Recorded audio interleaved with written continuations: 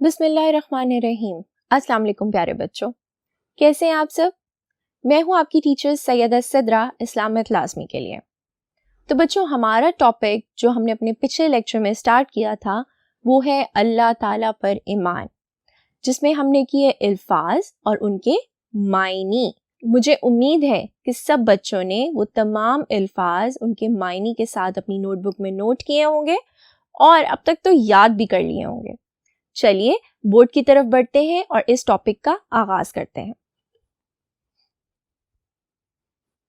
ہاں جی، تو بچوں، ہمارا آج کا ٹاپک ہے اللہ تعالیٰ پر ایمان۔ تو بچوں، ہم سب مسلمان ہیں اور ہم کس پر ایمان رکھتے ہیں؟ اپنے اللہ تعالیٰ پر۔ اور کیا ایمان رکھتے ہیں؟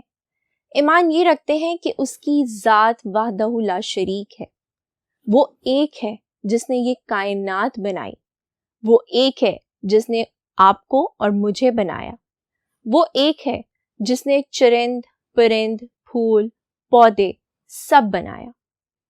چلیے بورڈ پر میں نے کچھ پوائنٹس لکھے ہیں، ان کو پڑھتے بھی ہیں اور ساتھ ساتھ ایکسپلینیشن بھی کرتے ہیں۔ لفظ ایمان کا مطلب، بچوں لفظ ایمان اس کا کیا مطلب ہے؟ اس کا مطلب ہے یقین کرنا۔ ہمارا یقین ہے کہ ہمارا رب، ہمارے اللہ تعالیٰ ایک ہے، جو ان ساتوں جہانوں کے مالک ہیں، اس کائنات کے مالک ہیں۔ انہوں نے ہی ہمیں تخلیق کیا ہے، انہوں نے ہی چاند سورج بنایا ہے، انہوں نے ہی یہ سیارے بنائے ہیں۔ تو اس کا معنی کیا ہوا؟ ایمان۔ ایمان یعنی یقین، اللہ پر ایمان۔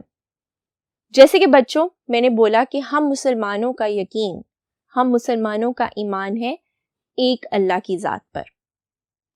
ایک اللہ کی ذات پر ایمان ہونا ہی سچے مسلمان کی نشانی ہے۔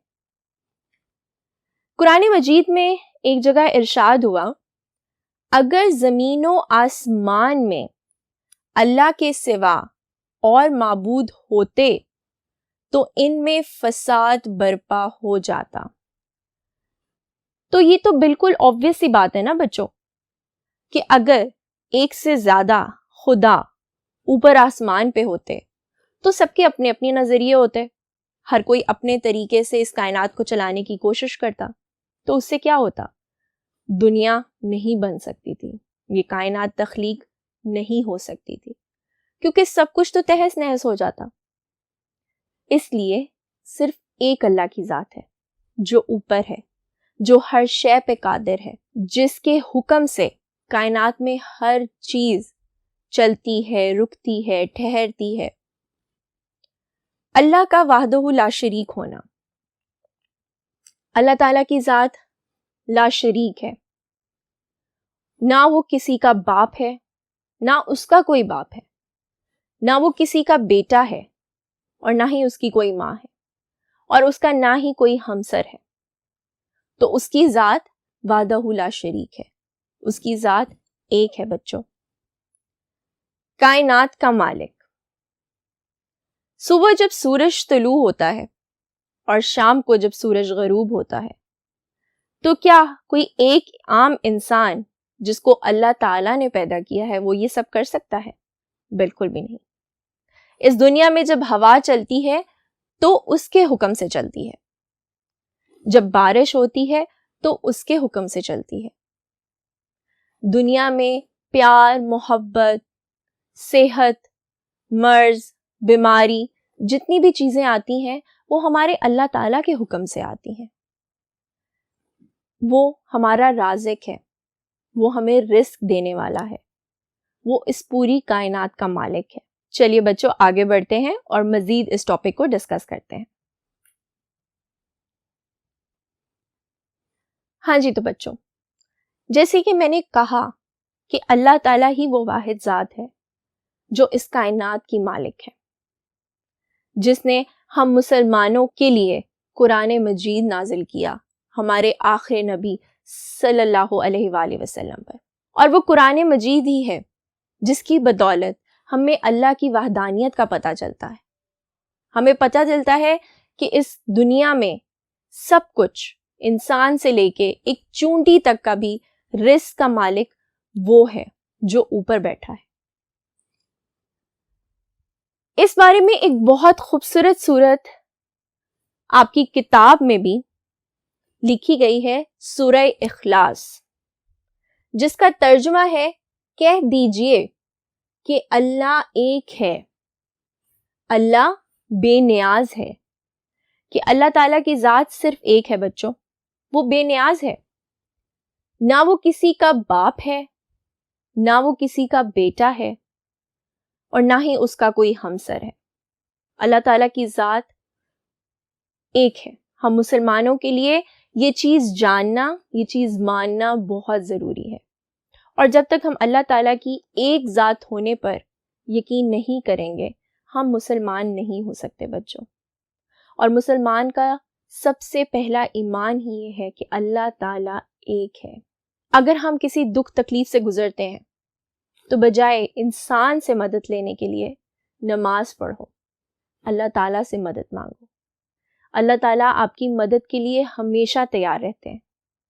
سچے دل سے جو دعا مانگو ضرور پوری ہوتی ہے، کیونکہ وہی ایک ذات ہے جو آپ کی تمام باتیں سنتا ہے، وہی ایک ذات ہے جو آپ کی تمام خواہشیں سنتا ہے، اور جو آپ کے حق میں بہتر ہوتا ہے اس کو قبول کرتا ہے۔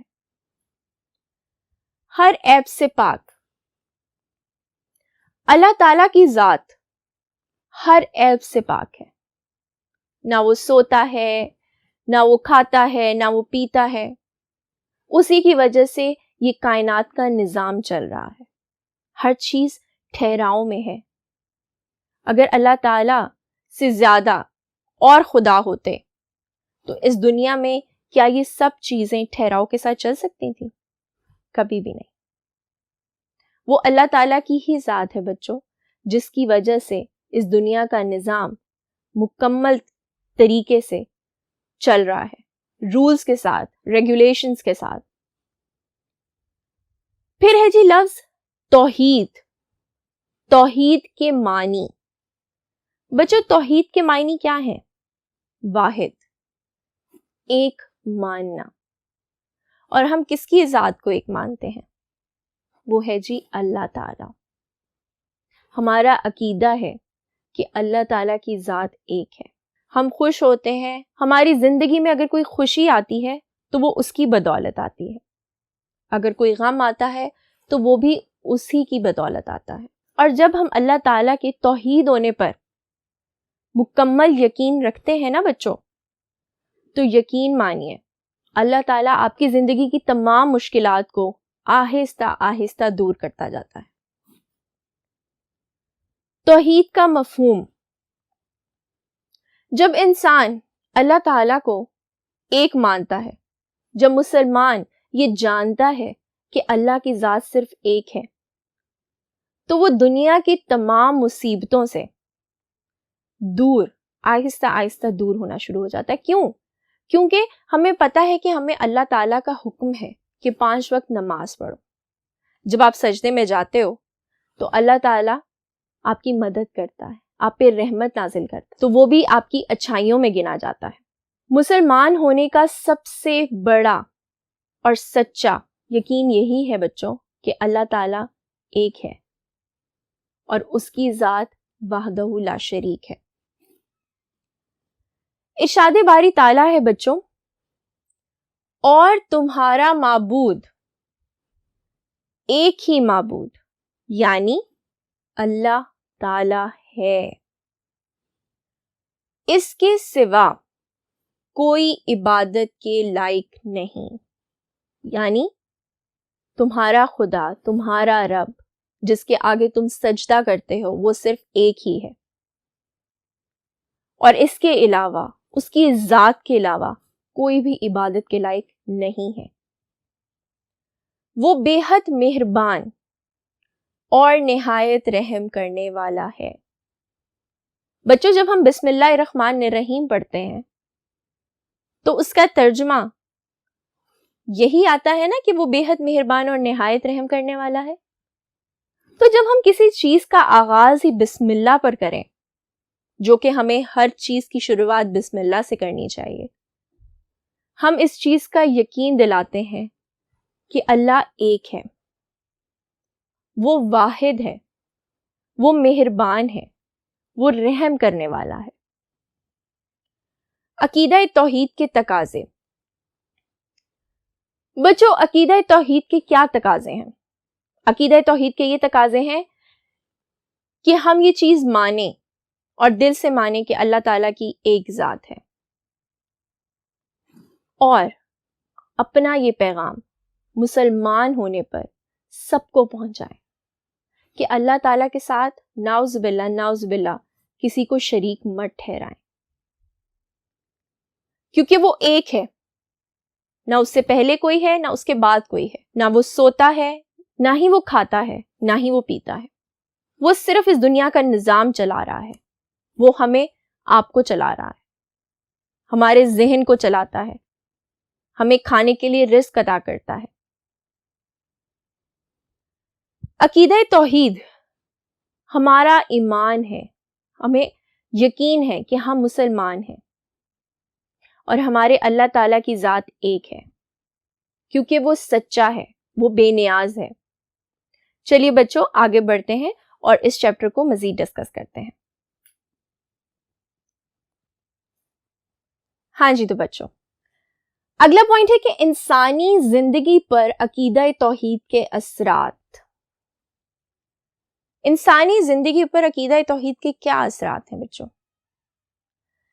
ہم اور آپ یہ چیز جانتے ہیں کہ قیامت کے دن سب کچھ ختم ہو جائے گا، یہ دنیا، یہ کائنات سب فنا ہو جائے گا، تو وہ کون ہے جس کی ذات ہمیشہ تک رہے گی؟ وہ ہے اللہ تعالیٰ کی ذات۔ جب انسان انسانوں کے سامنے جھکنے کے بجائے اللہ تعالیٰ کی ذات کے آگے جھکتا ہے بچوں، تو اللہ تعالیٰ اس کے تمام گناہ، اس کی تمام جائز خواہشوں کو پورا کرتا ہے۔ انسانی زندگی پہ اثرات اس سے بڑھ کر اور کیا ہو سکتے ہیں بچوں، کہ جب ہم مسلمانوں کو اس چیز کا پختہ یقین ہے کہ ہمارے اللہ تعالیٰ کی ذات وحدہ لا شریک ہے، وہ ایک ہے، اس نے ہمیں حکم دیا ہے کہ ہم 5 وقت کی نماز ادا کریں، اس نے ہمیں حکم دیا ہے کہ اپنے آخری نبی صلی اللہ علیہ وآلہ وسلم پر ایمان رکھیں، وہ ہماری خواہشات بھی پوری کرتا ہے۔ اس نے اس دنیا میں ہمیں اتنے خوبصورت تحفے دیے ہیں۔ سب سے پہلا تحفہ ہمارے والدین، جن سے ہم محبت کرتے ہیں، جو ہم سے محبت کرتے ہیں۔ پھر ہمارے دوست احباب، جو ہماری زندگی میں بہت امپورٹنس رکھتے ہیں، بہت اہمیت رکھتے ہیں۔ بچوں، اللہ تعالیٰ کی ذات بہت بے نیاز ہے۔ ہم مسلمانوں کو چاہیے کہ اس کی ذات کا جتنا بھی شکر ادا کریں وہ کم ہے۔ آپ چاہے نماز پڑھ کر کریں، آپ چاہے درود شریف پڑھ کر کریں، آپ چاہے بسم اللہ پڑھ کر اس کی ذات کو واحد ہونے کا یقین دلائیں سب کو کہ ہاں، اللہ تعالیٰ کی ذات صرف ایک ہے، وہ بے حد مہربان ہے، وہ نہایت رحم کرنے والا ہے۔ بچوں، اس ٹاپک کے اینڈ میں ایک ارشاد باری تعالیٰ جو کہ قرآن مجید میں دیا گیا ہے اس کے ساتھ کروں گی کہ اللہ وہ معبود برحق ہے کہ اس کے سوا کوئی عبادت کے لائق نہیں، اس کے سوا کوئی عبادت کے لائق نہیں، زندہ ہے، ہمیشہ رہنے والا ہے۔ جیسے کہ میں نے آپ کو بتایا کہ قیامت کے دن سب ختم ہو جائے گا، یہ دنیا فنا ہو جائے گی، پہاڑ، پھول، پودے، چرند پرند کچھ باقی نہیں رہے گا۔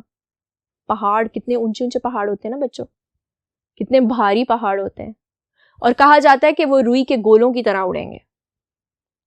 جب وہ نہیں رہیں گے، یہ پھول پودے نہیں رہیں گے، یہ دریا نہیں رہیں گے، چرند پرند نہیں رہیں گے، تو انسان کیسے رہ سکتا ہے؟